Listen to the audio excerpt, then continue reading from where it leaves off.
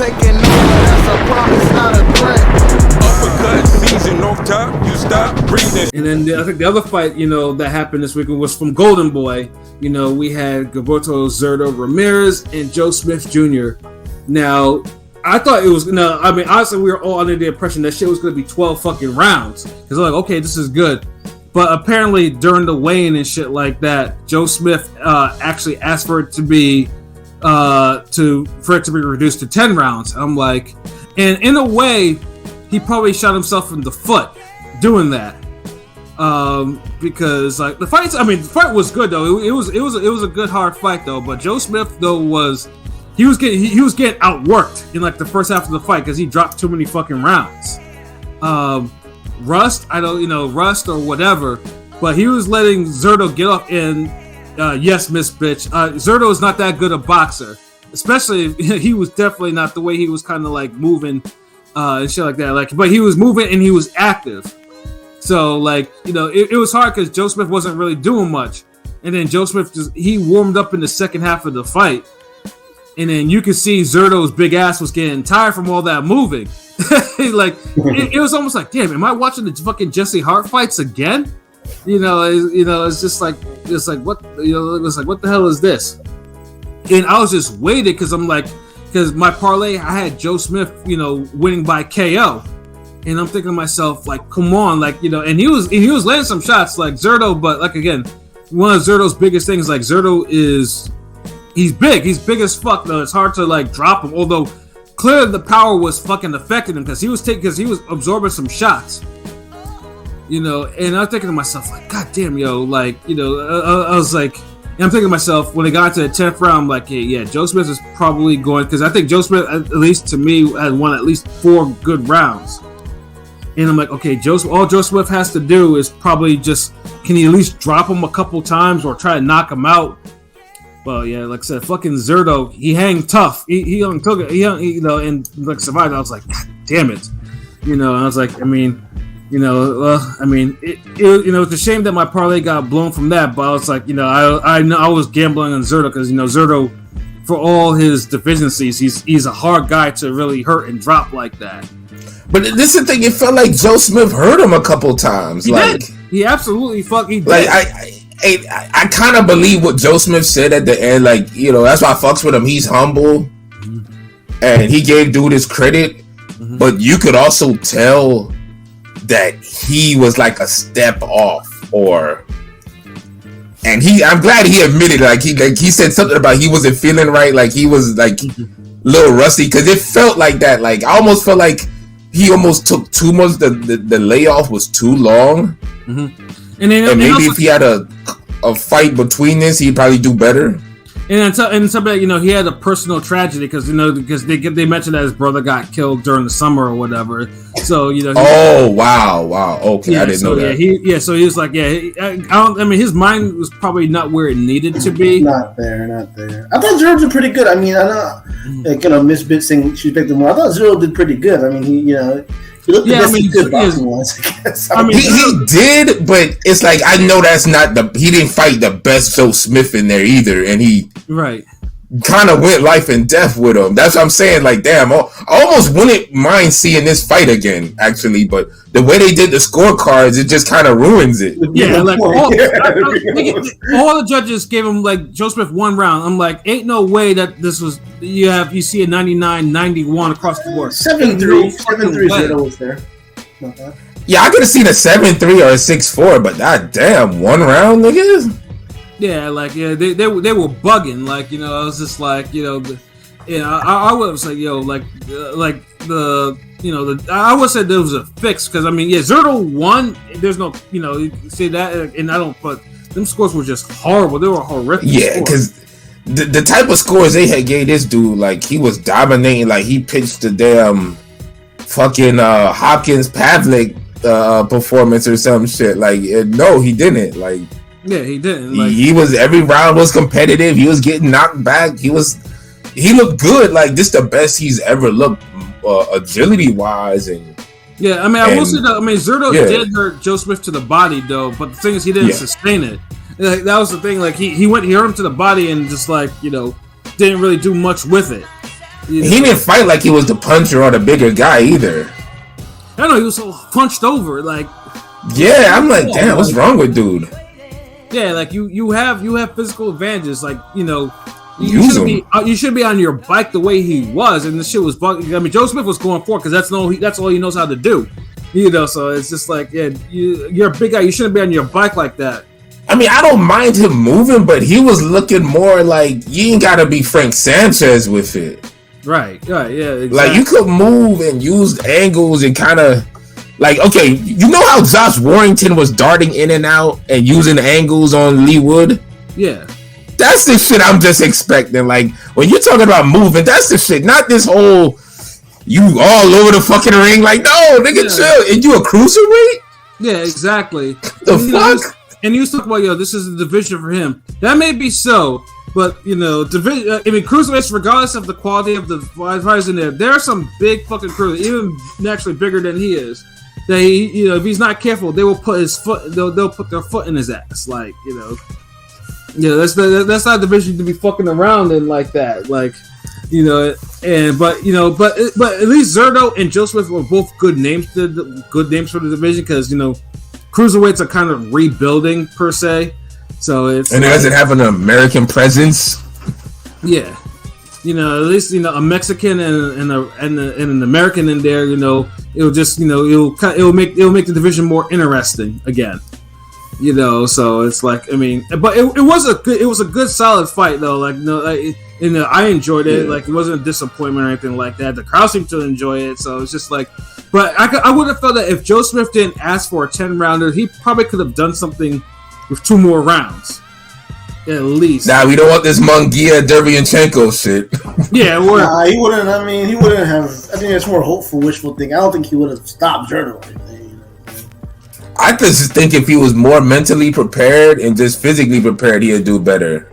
Yeah. I don't even think it's a 10-round thing or a 12-round. It's more like if he was more prepared. Like, I don't think he did bad. Shit. Yeah, I mean, the Munguia Derevyanchenko thing was the opposite, whereas Munguia asked for the 10 rounds and Derevyanchenko said no. Whereas, of course, if Derevyanchenko didn't say no, he would have, in went rounds, he would have won the decision. Well, we don't know about won the decision. He might have just had a great chance to say he was robbed. That's true. I mean, I'm just thinking, because obviously the scores on the cards, like after the 10th round, Derevyanchenko was up. And then even watching the fight, like he won that fight based off those 2 rounds. Yeah, true. And most people thought Derevyanchenko won the damn fight anyway. So it's like, I don't know if he won that. Either way, I mean, obviously Munguia should have never gotten to that type of fight with Derevyanchenko. Yeah, we'll definitely agree that Munguia never should have had a fight of the year, balls to the wall, life or death fight like that. Yeah, that was some horseshit, but but definitely those salute, like I said, Zurdo, Joe Smith, like, I mean, hopefully Joe Smith, gets his mind right and just like, okay, come back, like I said, because both guys will be interesting for the division, just, like that, so, and then, they get their mind right, money right, ready for war. Bleak. But that was but I don't think there was anything else on that card. I mean, Golden Boy. I mean, it was entertaining for what it was. Well, that Tudor guy lost his hero. You saw that guy Eric Tudor. He's like a hot up and comer for them. He lost his hero. Yeah, he lost. Yeah, like But then Golden Boy matches their prospects tough. Yeah, because he let the journeyman. He put a journeyman there with 4 KOs and dudes like put knots in the dude's head. And shit giving it to him, Paul. Yeah, he's giving it to him. And that's why Golden Boy cards be the most entertaining because they really do be like, "Hey, nigga, you want to be on the Oscar card? You better bring it against this guy." Yeah. Yeah. Well, I mean, Beck obviously another fight. The Beck the Bully, that was a trash fight. Beck Bully was putting. Yeah, I mean, offensively, he actually looked a lot better. He didn't look as sloppy as he usually does because Fox just seemed like he was catching every fucking punch. Like, overhand rights, and Fox's big ass was catching that shit. I'm just like, yo, like, what is this? Like, and then the body shots too. Like Beck's body shots, like, I mean, basically Fox was just overwhelmed. Like he tried to take the power, but he just couldn't take Beck's pressure or power. Yeah. So I mean, but then Beck is talking about. I mean, although the pandering to the Mexican culture was kind of funny because I'm pretty sure that's probably an Oscar thing or whatever, you know. But now I think Beck is calling out Canelo too. Good luck with that. If this muffin top boy don't get out of here with that nonsense. Beck and Zurdo, they look like the Muffin Top brothers, though. They both look like they could train a little harder than what they do. Like, right. He looks like the 90s bully in the movie. That's what I call him, Beck the bully. All these, like half these Eastern Europeans, Asians got that muffin top haircut. Like, come on. Like, what's it, Billy Madison? Or Doyle Rules. Yeah.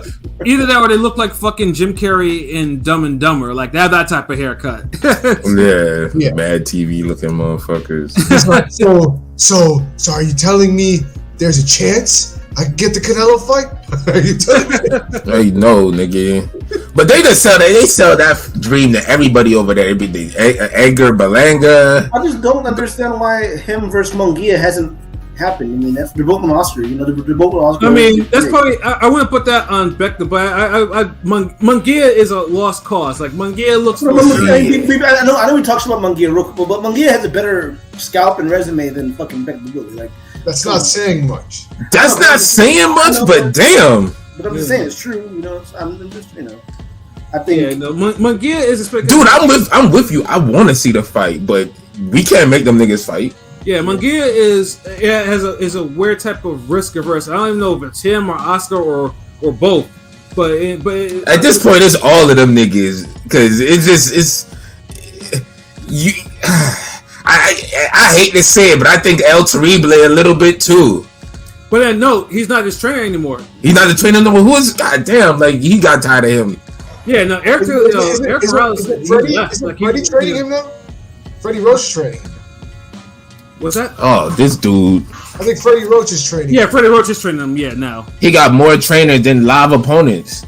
Yeah, and Eric Morales. The good things about Munguia that happened were because of Eric Morales. So it's gonna be like because Eric Morales wasn't in the. I don't know. Was he in the Lomachenko in the Derevyanchenko corner for that one? No. Yeah. He's not. So that's why you saw because you know Roach's offense.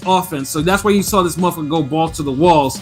With Derevyanchenko and absorbing all types of wild shit that he shouldn't have absorbed. Yeah, Freddy Roach is good for certain fighters. Certain fighters need to be an offense, like, and then some guys need to be a little more than that. Like in Amir Khan, like when Amir Khan was with Dude, that Amir Khan had the best stretch of his career. Yeah, easily.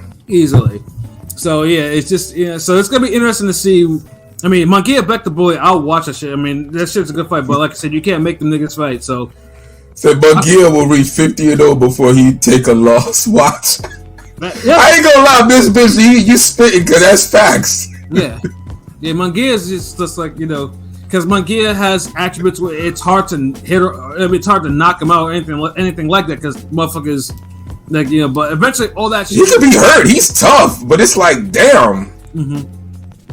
Yeah, so but until then, Oscar's gonna probably just keep feeding Beck the Bully some random people like an Alontes Fox, so shit like that. Like probably go find Willie Nelson, drag him out from where he is, and put him in the ring. That type of shit. It's Golden Boys, rebuilding their own stable and shit like that. Henny guy said Freddie done fell the fuck off. He has, damn, like he old now. The Parkinson's got worse. It's like Freddy's been kind of like more of a figurehead. It seems like he hasn't really been. I don't know. I mean, what's the last fighter he built? I don't know. I'm just saying his best days are behind him. I feel like as a trainer, his best days. Yeah, but he's working with more younger guys, and that's kind of good because now he don't. It's not like he got Pacquiao. He don't have James Toney. He don't have the bigger name, so it's kind of like okay, I can help more.